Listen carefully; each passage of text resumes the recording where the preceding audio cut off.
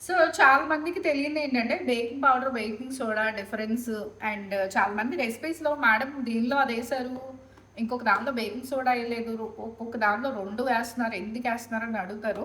Yeah! So, యాక్చువల్‌గా baking పౌడర్‌లో మీరిక్కడ ఇంగ్రీడియెంట్స్ చదవండి. బేకింగ్ సోడా అండ్ ఒక యాసిడ్ కలిసుంటుంది. సో, ఇది రియాక్ట్ అవ్వడానికి వాటర్ ఒకటుంటే సరిపోతది. వేరస్ బేకింగ్ సోడా దీనిలో ఎలాంటి యాసిడ్ ఉండదు. ఇది రియాక్ట్ అవ్వాలి అంటే ఖచ్చితంగా మనం యాసిడ్ యూజ్ చేయాలనమాట. సో, ఇది రియాక్ట్ అవ్వాలి అనంటే ఖచ్చితంగా ఒక అసిడిక్ సబ్స్టాన్స్ అయితే కావాలి మీ రెసిపీలో. సో, అది పాలవ్వచ్చు, మజ్జిగ అవ్వచ్చు ఆర్ వెనిగర్, కోకో పౌడర్ ఇలాంటి వాటికి ఇది రియాక్ట్ అయిద్దనమాట. సో, ఇది ఒకసారి మనం ప్రాక్టికల్‌గా చూద్దాము. సో, ఇది వాటర్. ఓకే. అండ్ ఇది బేకింగ్ పౌడర్. ఇంత ఫైన్‌గా ఉంది గదా! పౌడర్ లాగా స్మూత్‌గా, సాఫ్ట్‌గా ఉంది కదా! సో, ఇది బేకింగ్ పౌడర్.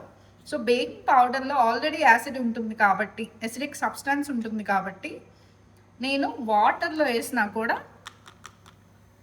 ఇది రియాక్ట్ అయిద్ది. చూస్తున్నారు కదా! బబుల్స్ వస్తున్నాయి. సో, ఈ రియాక్షన్ విత్ వాటర్ కూడా అయిద్దనమాట. అండ్ వేరాస్ బేకింగ్ సోడా ఇది వెనిగర్.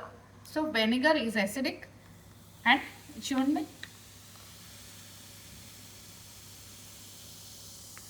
సో, ఇలా వాటి యాక్షన్ డిపెండ్ అయ్యి ఉంటది. అండ్ మీరు ఎప్పుడన్నా మీ baking powder, baking soda work out అవుతుందా లేదా చెక్ చేసుకోవాలి అంటే సేమ్ ఇదే టిప్ ఫాలో అవ్వండి. జస్ట్ ఒక half teaspoon baking powder or baking soda తీసుకొని దాని రిలవెంట్ ఏదైతే రియాక్షన్ ఇస్తుందో ఆ లిక్విడ్ 1 టీ స్పూన్ తీసుకోండి. ఒకసారి కలిపి చెక్ చేసుకోండి. అది రియాక్ట్ అవుతుందా అంటే మీరు డెఫినెట్‌గా యూజ్ చేసుకోవచ్చు.